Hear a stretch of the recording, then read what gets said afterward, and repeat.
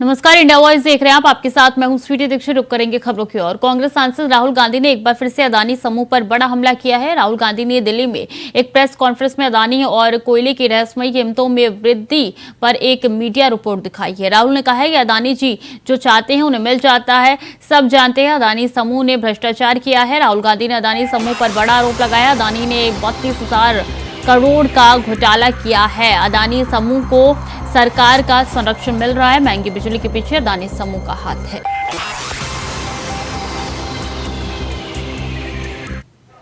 Face नहीं आ रहा, face दिखा देता हूं। इसको अच्छी तरह देखिए। ये दुनिया का एक सबसे जरूरी फाइनेंशियल न्यूज़पेपर है, फाइनेंशियल टाइम्स ऑफ लंदन। इसमें Adani and the mysterious coal price rise, लंबी कहानी है। पहले हमने 20,000 करोड़ रुपए की बात की थी और सवाल पूछा था ये पैसा किसका है, कहां से आया। अब पता लगता है 20,000 करोड़ का फिगर गलत था, उसमें 12,000 करोड़ और ऐड हो गए हैं, तो अब टोटल फिगर 32,000 करोड़ का हो गया है। अदानी जी इंडोनेशिया में कोयला खरीदते हैं और जब तक वो कोयला हिंदुस्तान पहुंचता है उसका रेट बदल जाता है, डबल हो जाता है। ऐसे तकरीबन 12,000 करोड़ रुपए अदानी जी ने हिंदुस्तान की जनता के पॉकेट से निकाला है। कैसे? कोल प्राइस को गलत दिखाकर, ओवर इनवॉइस करके, यहां पे बिजली के दाम को बढ़ाकर। कर्नाटक में कांग्रेस पार्टी ने बिजली की सब्सिडी दी है, मध्य प्रदेश में हम देने जा रहे हैं। अब पता लगता है कि इसका कारण अदानी जी हैं। तो हिंदुस्तान के नागरिकों को यह समझना है कि जो आपका बिजली का बिल बढ़ता जा रहा है, इसमें से 12,000 करोड़ रुपए आपकी जेब में से सीधा अदानी जी ने लिए हैं। और ये सिर्फ मैं नहीं कह रहा हूं, ये दुनिया का एक सबसे जरूरी financial newspaper financial times London कह रहा है। अब इंटरेस्टिंग बात यह है कि यह स्टोरी आती है, मगर हिंदुस्तान की मीडिया एक सवाल नहीं पूछती। बिजली का मामला है, गरीबों का मामला है, सीधी चोरी का मामला है, मगर हिंदुस्तान में किसी भी अखबार को, किसी भी मीडिया चैनल को इसमें इंटरेस्ट नहीं है। खबर में आगे बढ़ेंगे। उत्तर प्रदेश के कई जिलों में आयकर विभाग की टीम ने छापेमारी की है। गोरखपुर में बड़े व्यवसायी के घर समेत कई प्रतिष्ठानों पर आयकर टीम ने छापा मारा है। टीम कागजात और ब्यौरा खंगाल रही है। छापा पड़ने की खबर से व्यवसायियों में हड़कंप मच गया है। घटनाघर की गोपी गली में छापे की कार्रवाई चल रही है। इसके अलावा वाराणसी में नारायण दास सराफा के ठिकानों पर इनकम टैक्स की टीम जांच पड़ताल करने के लिए पहुंची है। बेलूपुर थाना क्षेत्र स्थित आवास पर इनकम टैक्स टीम के साथ पुलिस टीम भी मौजूद रही। आयकर विभाग ने सोमवार को भी कई अन्य राज्यों में भी छापेमारी की थी।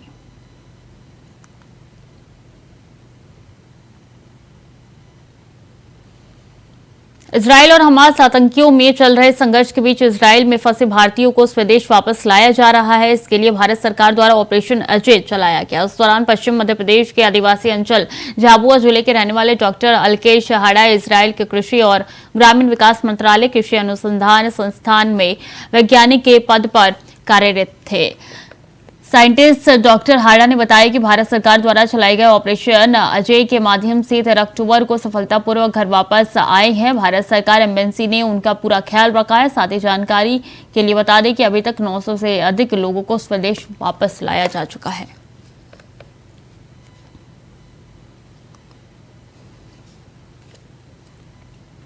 और बाढ़ में लापता सैनिक का शव 13 दिन बाद मिलने पर परिवार ने शव की शिनाख्त की है। उसके बाद सैनिक राघवेंद्र कुमार का पार्थिव शरीर आज कासगंज पहुंचा। शहीद सैनिक के पार्थिव शरीर के आगे और पीछे पैदल चलते हुए लोग शहीद सैनिक राघवेंद्र सिंह अमर रहे के नारे लगा रहे थे। कासगंज के सदर तहसील गांव सलेमपुर पिरौंदा के निवासी शहीद राघवेंद्र कुमार सिंह 2004 में सेना में भर्ती हुए थे और वर्तमान में सिक्किम 620 EME बटालियन में तैनात थे।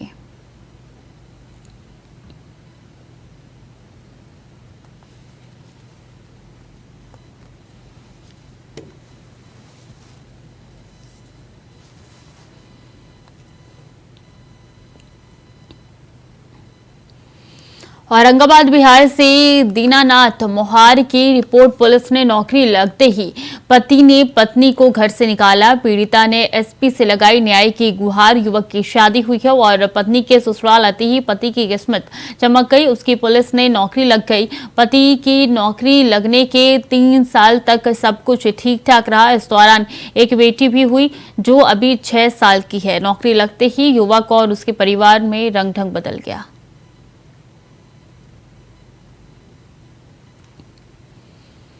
गोपालगंज जिले के बाईपास पर सड़क किनारे एक 28 साल के युवक का शव मिलने से सनसनी फैल गई। घटना के बारे में बताया जा रहा है कि किसी ने फोन पर पुलिस को खबर दी थी। युवक का शव सड़क किनारे पड़ा हुआ। पुलिस ने घटनास्थल पर पहुंचकर शव को कब्जे में लेकर पोस्टमार्टम के लिए भेजा।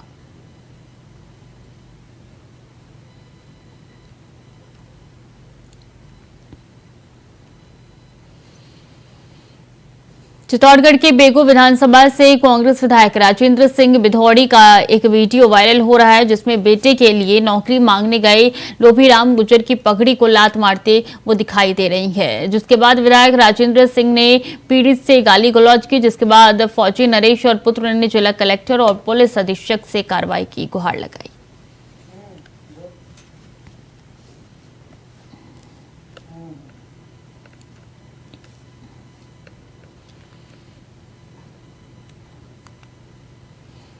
जिक्के पहाड़ी थाना पुलिस ने मेवाड़ क्षेत्र में कार्रवाई की है। बता दें कि DSP गिरिराज मीणा के नेतृत्व में DST और QRT टीम और 4 थानों की पुलिस ने मिलकर कार्रवाई को अंजाम दिया। तो वहीं कार्रवाई में पुलिस ने 10,000 के इनामी बदमाश को गिरफ्तार किया, जिसके पास से देशी कट्टा, 11 जिंदा कारतूस और चोरी की बाइक बरामद कर ली गई है। उसके दौरान अवैध खनन के खिलाफ पुलिस और खनिज विभाग की संयुक्त कार्रवाई में 3 पोकलेन मशीनें जब्त हुई है।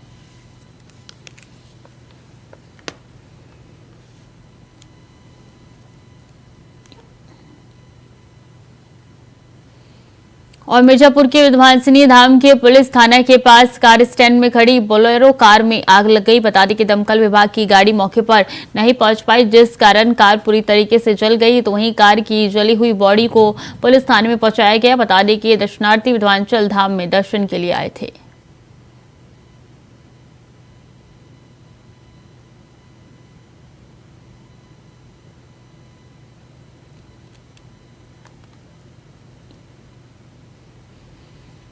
और उत्तर प्रदेश में 15 दिन पहले हुई देवरिया हत्याकांड शुरू से ही राजनेताओं के निशाने पर रहा है और ऐसे में चुनावी बयान में एक बार फिर से सपा सुप्रीमो अखिलेश यादव इस दुखद घटना को सियासी रंग देने की कोशिश कर रहे हैं। ये रिपोर्ट देखिए।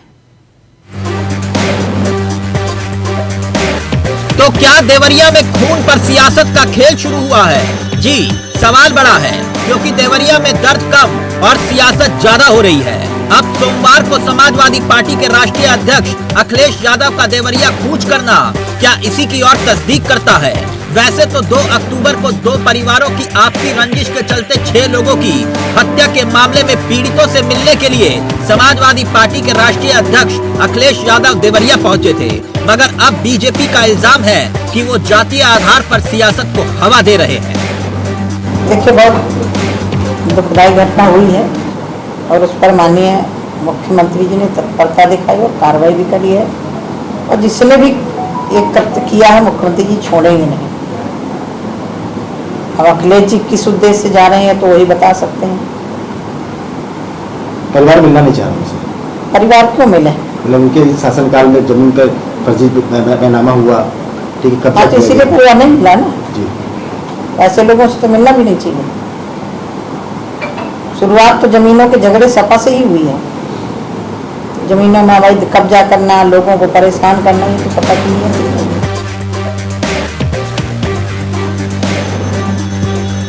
और मृतकों को श्रद्धांजलि दी। अखिलेश यादव को सत्य प्रकाश दुबे के घर पर कोई नहीं मिला, जिसके चलते उन्होंने देवरिया कांड में मारे गए सत्य प्रकाश के साथ साथ 5 लोगों की फोटो पर श्रद्धा सुमन अर्पित कर घटना स्थल का निरीक्षण किया, जिसके बाद वो मृतक प्रेम प्रकाश यादव के परिवार को सांत्वना देने पहुंच गए। वैसे गौर करने वाली बात यह है कि जमीनी रंजिश के चलते अपनी जान गंवाने वाले सत्य प्रकाश के बेटे दिवेश ने अखिलेश के आने से पहले एक वीडियो सोशल मीडिया पर वायरल किया था, जिसमें उसके बेटे ने कहा था कि वो सपा अध्यक्ष अखिलेश यादव से नहीं मिलना चाहता। जब 2014 में उनकी सरकार थी, तब मेरे पिता सत्य प्रकाश ने सरकार से मदद की गुहार लगाई थी। हमारी जमीन पर दबंगों ने जबरन बेनामा करवाया, कोई सुनवाई नहीं हुई। मुलाकात नहीं करना चाहते हैं। हमारे 2014 में उन्हीं की सरकार में, सपा की सरकार में ही हमारे चाचा जी के मंद बुद्धि थे, बाला फुसला करके बिना पैसे के बैनामा करा लिया गया। और सपा के सरकार में ही 4-4 राइफल निकलवा लिया गया था। और सपा की सरकार में बंदूक के नोक पर ही उन्होंने हमारा घर बनवाने जा रहे थे, हमारे घर को भी रोक दिया, क्योंकि जब तक बंटवारा नहीं हो जाएगा तब तक हम घर बनवाने नहीं देंगे। हमारा खेत हरदम कब्जा करा करके हरदम कटाता अपना रखता था, गोली सटा करके, हथियार सटवा करके हमारे पूरे परिवार को पीड़ित हम लोग थे। और इन स्कूल के ज़मीन में, वन विभाग के ज़मीन में अपना महल खड़ा कर दिया था। अच्छा, तो आप उनसे मिलना नहीं चाहते? नहीं, हम मिलना नहीं चाहते हैं, क्योंकि देखिए उनसे मिलना भी हमारा उचित नहीं है। हम उनसे मिलना ही नहीं चाहते, क्योंकि हमारा जान माल है। ऐसे में सवाल ये उठ रहा है कि अखिलेश यादव को 10 दिन के बाद देवरिया की याद क्यों आई? मुझे ये बताइए, गाड़ी उठाने गए, ये परिवार चाहता था कि हमें चाय पिला दे, हम इसके घर आए। आप बताइए, चीनी, चाय की पत्ती से लेकर कोई सामान नहीं ला सकते, पानी नहीं ला सकते। अरे किस बात के लिए सुरक्षा है? सुरक्षा तो इस बात की, इनकी जान की सुरक्षा होनी है। अगर इनको कोई जरूरत है तो सुरक्षित होकर के जाएं बाजार, और सुरक्षित होकर के बाजार से लौट के आ जाएं। ये इसका मतलब सुरक्षा है। सुरक्षा का मतलब ये थोड़ी कि घर को, परिवार को कैद कर दो, गाड़ी उठा ले जाओ, यहाँ से सामान ले जाओ। देखो, मध्य प्रदेश का भी मत पूछो, मैं आपसे कह रहा हूँ, नहीं कोई आर्थिक सहायता नहीं। ये परिवार अगर पढ़ेगा लिखेगा, जो पढ़ाई करना चाहेगा, जो मदद कहेगा, मैं करूंगा। इस परिवार की हम मदद करेंगे, और मैं सरकार से कहूंगा कि अगर वो सरकार मदद करती है तो दोनों परिवार की मदद। समाजवादी पार्टी बीजेपी पर, जबकि बीजेपी समाजवादी पार्टी पर देवरिया कांड पर राजनीतिक रोटियां सेकने का इल्जाम लगा रही है। ऐसे में सवाल ये कि क्या देवरिया पर संवेदनाएं कम और सियासत ज्यादा हो रही है? क्योंकि बीजेपी दावा कर रही है कि देवरिया कांड के हर एक आरोपी को सलाखों के पीछे भेज दिया गया है। Bureau report, India voice.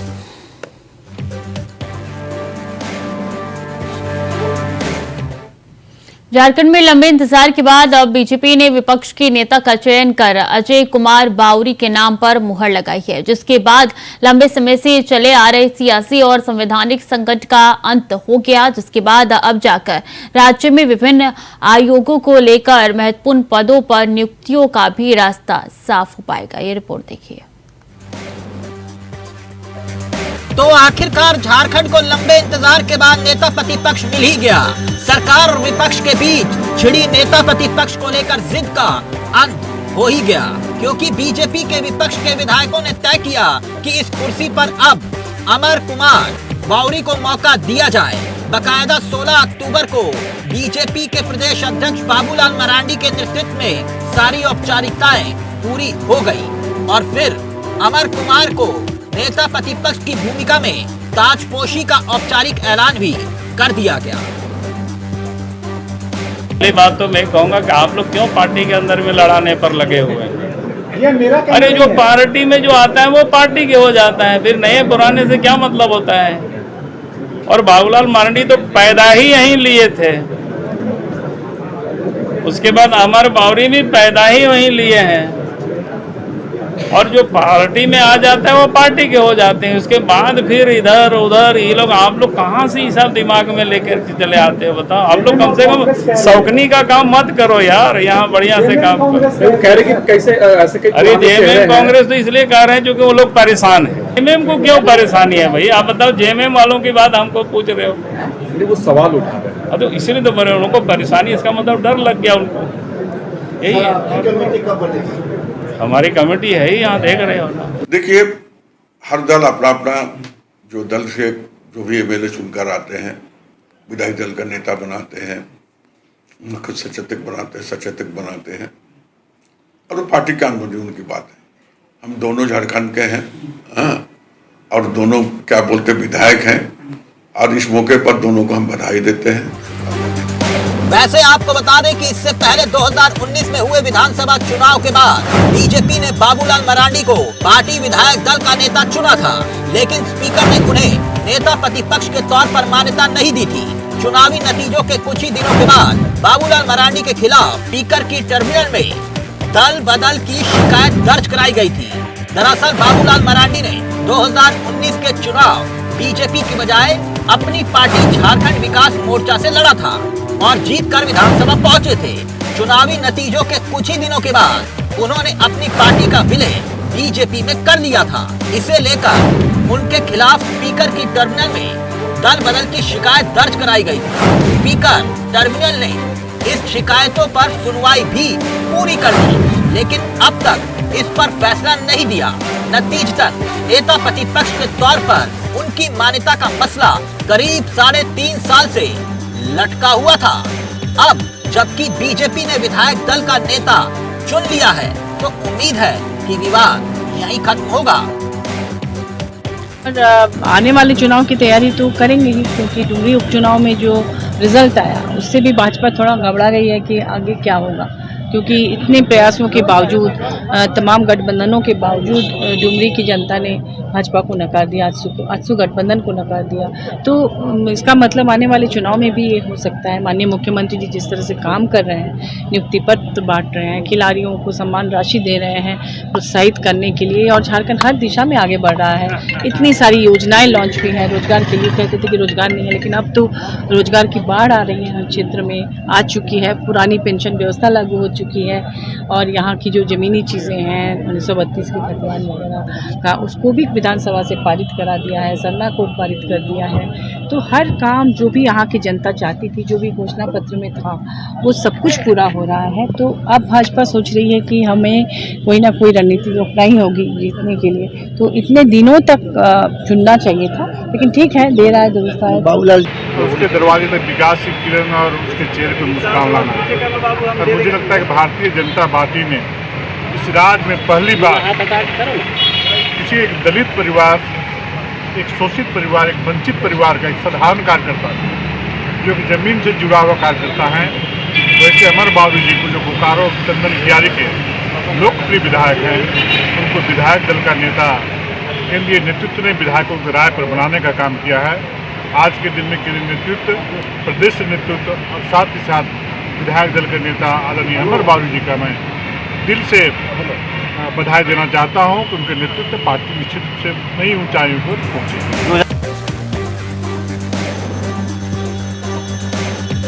खैर, ये सियासत जीत की थी या फिर संवैधानिक संकट, ये बहस अब भी जारी है, क्योंकि राज्य में पिछले 3.5 साल से नेता प्रतिपक्ष का पद खाली रहने की वजह से सूचना आयोग, महिला आयोग के साथ साथ 1 दर्जन से भी ज्यादा संवैधानिक संस्थाओं में महत्वपूर्ण पदों पर नियुक्तियां लटकी हुई थी।